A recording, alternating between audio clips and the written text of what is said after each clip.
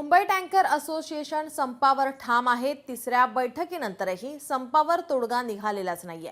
लेखी स्वरूपात मागण्या मान्य होईपर्यंत बंद सुरूच राहणार असल्याची भूमिका मुंबई टँकर असोसिएशनने घेतली आहे।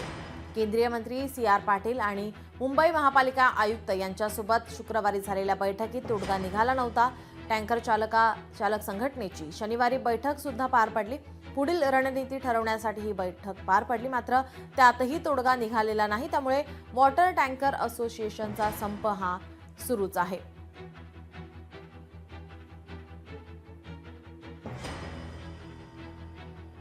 आम्ही आजही एनओसी घ्यायला तयार आहोत, पण त्या जे चेंजेस त्यांनी जर केले, जसं 200 स्क्वेअर मीटरचा प्लॉट हवा आहे, ती आम्हाला मान्य नाही आहे। आणि जर आज जरी आम्ही ओसी घेतली तरी 2020 पासून ते फाईन लावतायत, पेनल्टी लावतायत, ते सुद्धा आम्हाला मान्य नाही। दुसरा ट्रॅफिकचा एक इश्यू आहे, जे आम्हाला 1500 फाईन करतायत। या 2-3 गोष्टीसाठी आमचं म्हणणं, त्यांनी जर चेंजेस केले तर आम्ही तयार आहोत करायला। कारण की जे काल नोटीस दिली त्यामध्ये दिली 471 ॲक्टनुसार आमच्या कारवाई करतील।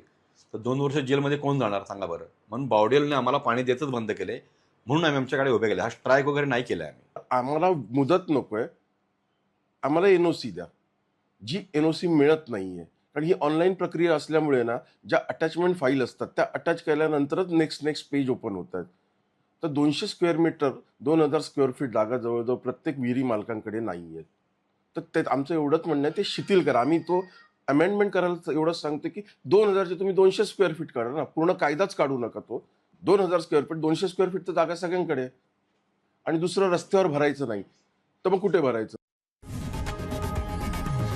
लोकशाही मराठी ऐका, पहा, जागरूक रहा।